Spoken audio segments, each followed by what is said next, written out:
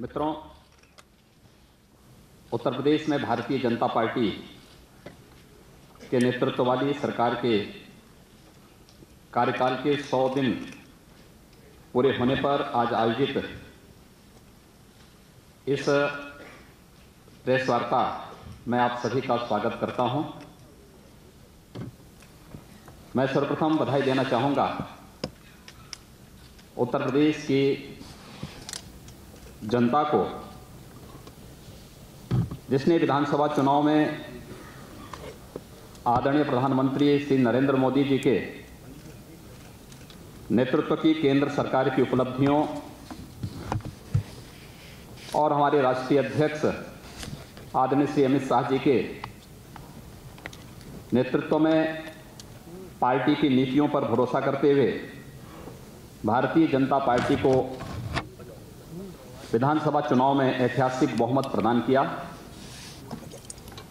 उत्तर प्रदेश में वर्तमान सरकार ने परिवर्तन, विकास और गरीबों के सशक्तिकरण के संकल्प के साथ 19 मार्च 2017 को शपथ ग्रहण किया था।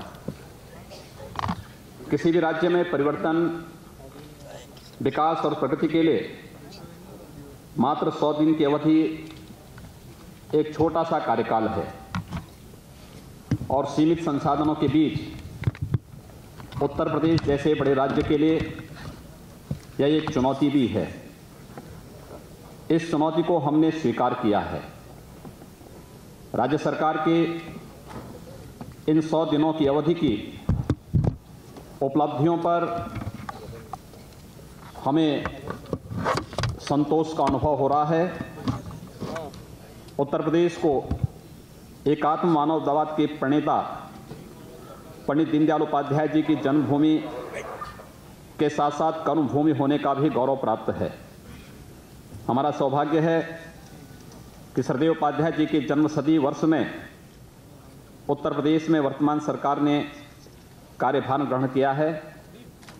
ऐसे महापुरुष को नमन करते हुए मैं कहना चाहूँगा कि आदरणीय उपाध्याय जी के अंत्योदय के स्वप्न को साकार करने की दिशा में 100 दिनों का कार्यकाल एक प्रभावी पहल है। इस मौके पर मैं मीडिया के माध्यम से प्रदेशवासियों को यह आश्वस्त करना चाहूँगा कि राज्य सरकार उत्तर प्रदेश को विकास और खुशहाली के रास्ते पर तेजी से आगे ले जाने के लिए प्रभावी प्रयास प्रारंभ कर चुकी है। अपने इस लक्ष्य को हासिल करने के लिए हमारी सरकार ने भारतीय जनता पार्टी के लोक कल्याण संकल्प पत्र 2017 में किए गए वादों को पूरा करने की दिशा में महत्वपूर्ण निर्णय किए हैं। आदरणीय प्रधानमंत्री जी के कुशल नेतृत्व में केंद्र में भारतीय जनता पार्टी की सरकार ने सुशासन के माध्यम से सबका साथ, सबका विकास करने का जो संकल्प लिया है उसका पूरी तरह अनुसरण करते हुए प्रदेश सरकार भी राज्य की जनता की सेवा कर रही है। सभी जानते हैं कि विगत 14-15 वर्ष के दौरान उत्तर प्रदेश प्रगति के पथ पर काफ़ी पिछड़ गया था। इस अवधि में यहाँ सत्ता पर काबिज रही अन्य दलों की सरकारों के कार्यकाल में भ्रष्टाचार और परिवारवाद के साथ साथ बदहाल कानून व्यवस्था ने राज्य तथा यहाँ की जनता का भारी नुकसान किया है। इसलिए हमारी सरकार ने आम जनता के कल्याण और उत्थान के लिए अविलंब प्रभावी कार्रवाई शुरू की है। लोक कल्याण के प्रति समर्पित यह सरकार बगैर किसी भेदभाव के समाज के सभी वर्गों के लिए कार्य कर रही है। इसके लिए शासन प्रशासन की संवेदनशील और जवाबदेही सुनिश्चित किया गया है। भोजन, आवास, सड़क, पेयजल और शौचालय जैसी मूलभूत आवश्यकताओं की पूर्ति के साथ साथ कानून व्यवस्था को चाक चौबंद करने के लिए हमारी सरकार निरंतर सजग है। प्रदेश में शिक्षा का उन्नयन हो, युवाओं के लिए रोजगार के अवसर में वृद्धि हो, आम जनता को स्वास्थ्य और परिवहन की अच्छी सुविधा मिले, भारतीय जनता पार्टी की सरकार ने इस दिशा में भी ठोस प्रयास किए हैं। राज्य सरकार द्वारा वर्ष 2017 को गरीब कल्याण वर्ष के रूप में मनाने का फैसला लिया है। इसके अलावा प्रत्येक वर्ष 24 जनवरी को उत्तर प्रदेश दिवस के रूप में मनाने का निर्णय भी लिया गया है। हम सभी जानते हैं कि समाज के निर्माण में सभी क्षेत्रों एवं सभी वर्गों का महत्वपूर्ण योगदान होता है।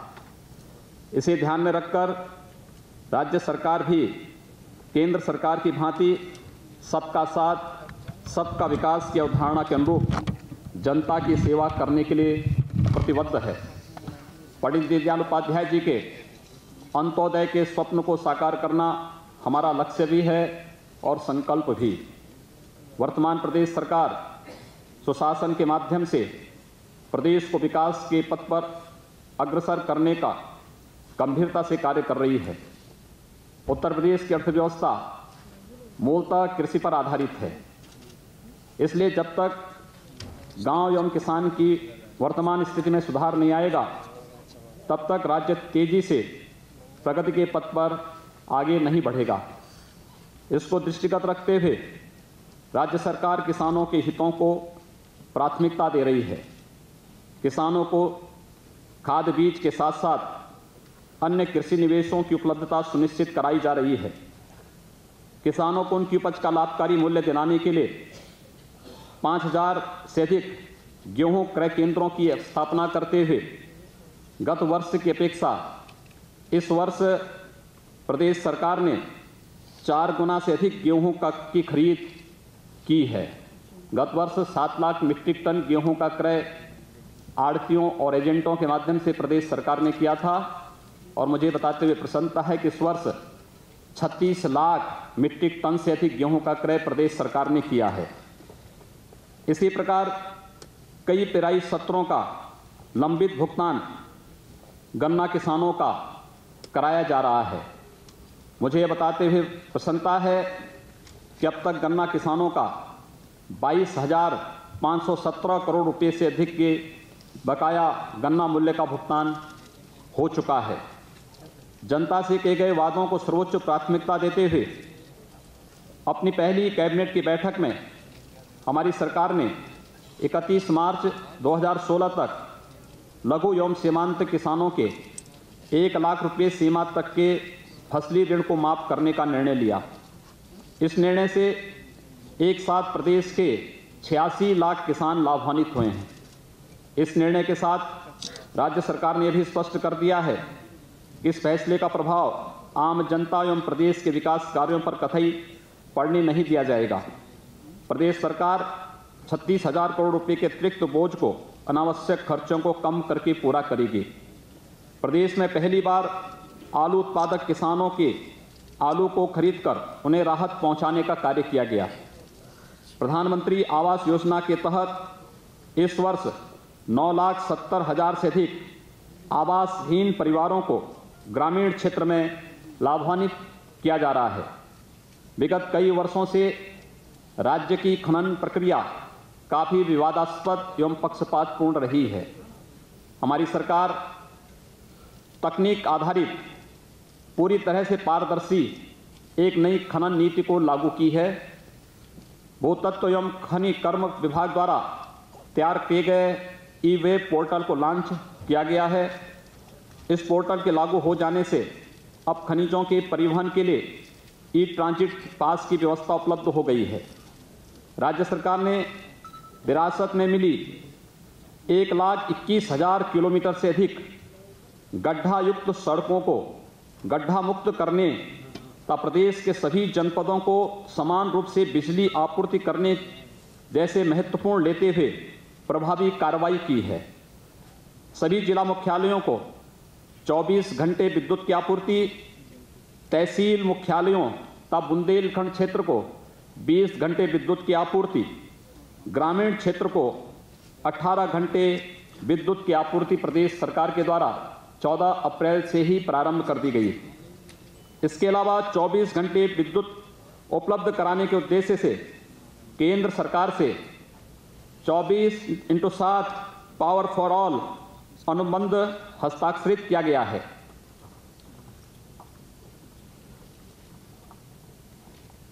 प्रदेश के सभी धार्मिक स्थलों अयोध्या, देवीपाटन, चित्रकूट, विंध्याचल, शाकंभरी देवी, नैमिषारण्य जैसे स्थलों पर भी विद्युत की अनवरत आपूर्ति का निर्णय लिया गया। बीपीएल परिवारों को मुफ्त विद्युत कनेक्शन दिए जाने का निर्णय लिया गया। शहरी क्षेत्रों में खराब ट्रांसफार्मर को 24 घंटे और ग्रामीण क्षेत्र में 48 घंटे में बदलने की व्यवस्था लागू की गई। उत्तर प्रदेश एवं राजस्थान राज्य के मध्य अंतर्राज्यीय परिवहन समझौते पर हस्ताक्षर किए गए। इस समझौते से उत्तर प्रदेश और राजस्थान दोनों राज्यों के मध्य सड़क परिवहन और अधिक सुगम हो जाएगा और दोनों राज्यों की जनता को बेहतर पथ सेवा उपलब्ध होगी।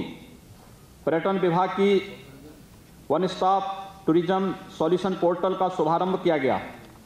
कैलाश मानसरोवर यात्रियों की अनुदान राशि 50,000 रुपये से बढ़ाकर 1 लाख रुपये प्रति यात्री की गई। गाजियाबाद में कैलाश मानसरोवर भवन के निर्माण का फैसला भी लिया गया। प्रयाग अर्धकुंभ 2019 के आयोजन से पूर्व गंगा जी को स्वच्छ बनाने का कार्य युद्ध स्तर पर जारी है। नमामि गंगे कार्यक्रम के तहत झोंसी, नैनी, फाफामऊ और वृंदावन की कुल 600 करोड़ रुपए की योजनाएं केंद्र सरकार से स्वीकृत करा करके प्रारंभ कराई गई। हमें प्रदेश को माफिया मुक्त, गुंडा मुक्त तथा भ्रष्टाचार मुक्त कराने के लिए हम कृत संकल्पित हैं। इसके तहत भूमाफिया के विरुद्ध कार्रवाई के लिए एंटी भूमाफिया टास्क फोर्स का गठन भी किया गया है। एंटी भूमाफिया पोर्टल को लॉन्च किया गया है। भूमाफियाओं से अब तक 5,895 हेक्टेयर अतिक्रमित भूमि अवमुक्त भी कराई गई है।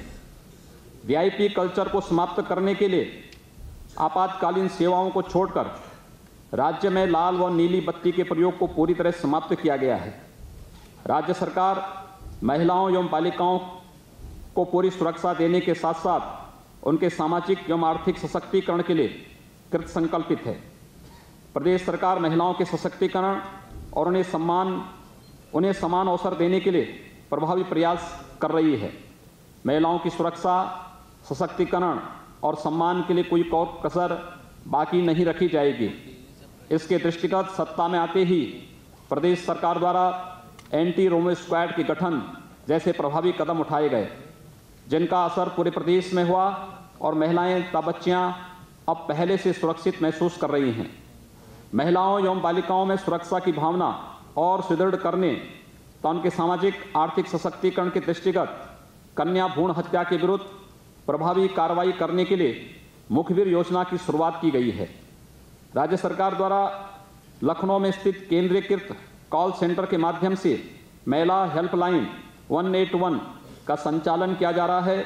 181 एक टोल फ्री नंबर है जिस पर 24 घंटे में किसी भी समय कॉल करके कोई भी पीड़ित महिला अथवा बालिका सहायता प्राप्त कर सकती है।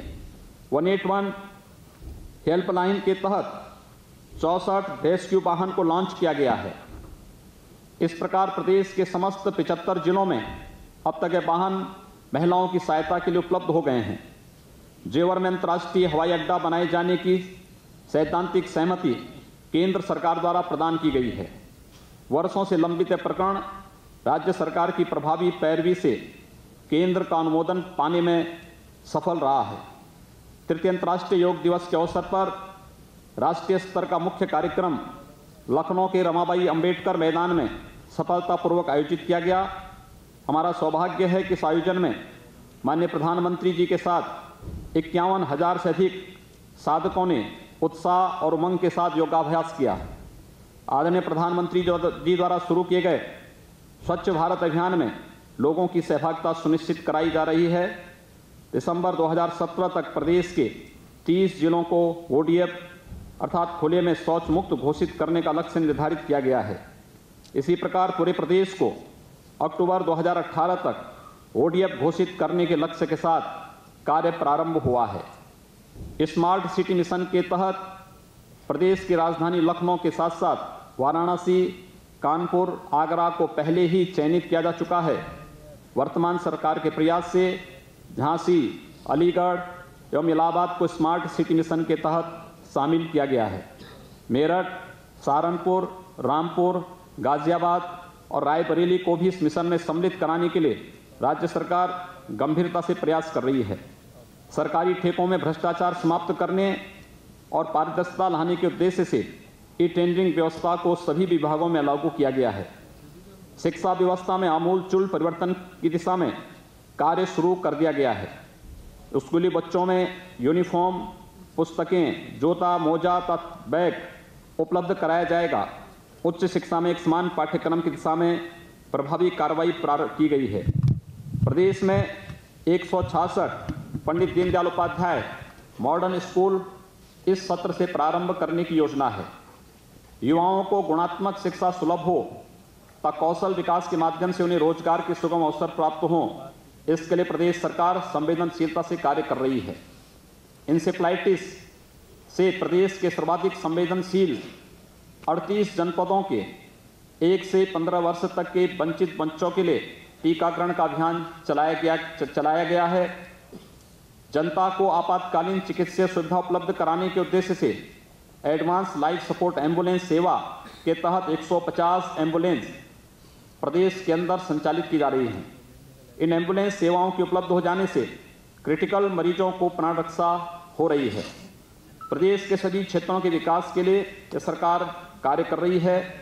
इसी कड़ी में बुंदेलखंड और पूर्वांचल में आधारभूत ढांचे के विकास के लिए जरूरी कदम उठाए जा रहे हैं। बुंदेलखंड एक्सप्रेसवे बनाने की योजना के साथ साथ पूर्वांचल एक्सप्रेसवे का निर्माण भी किया जाएगा। इस एक्सप्रेसवे से अयोध्या और काशी को भी जोड़ा जाएगा। जनता को सुगम और त्वरित यातायात की सुविधा उपलब्ध कराने के लिए लखनऊ मेट्रो का संचालन शीघ्र प्रारंभ हो जाएगा। इलाहाबाद, मेरठ, आगरा, गोरखपुर तथा झांसी में मेट्रो रेल परियोजना की संस्तुति की गई है। आप सभी जानते हैं कि वर्तमान राज्य सरकार ने अयोध्या तथा मथुरा एवं वृंदावन को नगर निगम का दर्जा दे दिया है। राज्य सरकार प्रदेश में नई औद्योगिक नीति तैयार कर रही है। जल्दी ही यह आप लोगों के सामने होगी। निवेश को बढ़ावा देते हुए राज्य को संतुलित औद्योगिक विकास किया जाएगा। इसके माध्यम से जहां एक ओर प्रदेश को आर्थिक विकास होगा, वहीं दूसरी ओर हमारे नौजवानों को राज्य में ही रोजगार के अवसर उपलब्ध होंगे। पूर्ववर्ती सरकारों के 15 वर्ष के बदहाल शासन का खामियाजा प्रदेश की युवा पीढ़ी को भुगतना पड़ा है। पूर्ववर्ती सरकारों के कार्यकाल में भर्तियों में भ्रष्टाचार का बोलबाला था। इसे समाप्त करते हुए पारदर्शी तरीके से चयन किए जाने का निर्णय लिया गया है। इस प्रकार वर्तमान सरकार उत्तर प्रदेश को विकसित एवं समृद्ध राज्य बनाने के लिए विकास योजनाओं का लाभ समाज के अंतिम व्यक्ति तक पहुंचाने के लिए कृतसंकल्पित है। और अंत में मैं आप सभी को पुनः विश्वास दिलाना चाहूँगा कि उत्तर प्रदेश में परिवर्तन लाने का जो जनादेश भारतीय जनता पार्टी की सरकार को प्रदान किया गया है, उसके सकारात्मक परिणाम दिखाई देने लगे हैं और यह सिलसिला और तीव्र गति से आगे भी बढ़ेगा। आप सबको बहुत बहुत धन्यवाद।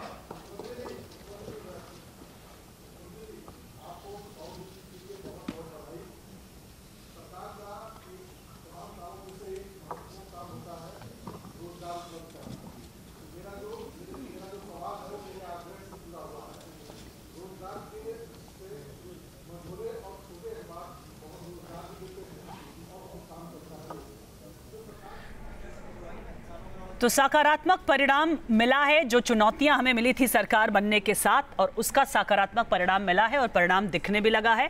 उपलब्धियां जो 100 दिन की हैं उन पर संतोष जताया है मुख्यमंत्री योगी ने, और साथ ही कहा है कि उत्तर प्रदेश को उत्तम प्रदेश बना देंगे। भले ही विकास में पिछड़ा रहा हो, भले ही जातिवाद परिवारवाद में प्रदेश उलझा रहा हो, लेकिन उत्तम प्रदेश बनाना लक्ष्य संकल्पित है। और मुझे लगता है जब हर वर्ग हर तबके की बात हो गई है तो उसमें सभी लोग आ जाते हैं, इसलिए उसमें कोई भेदभाव के लिए कोई जगह इस सरकार में नहीं है। और आप निश्चिंत रहिए, आप लोग कार्य करिए, जनता की सेवा करिए।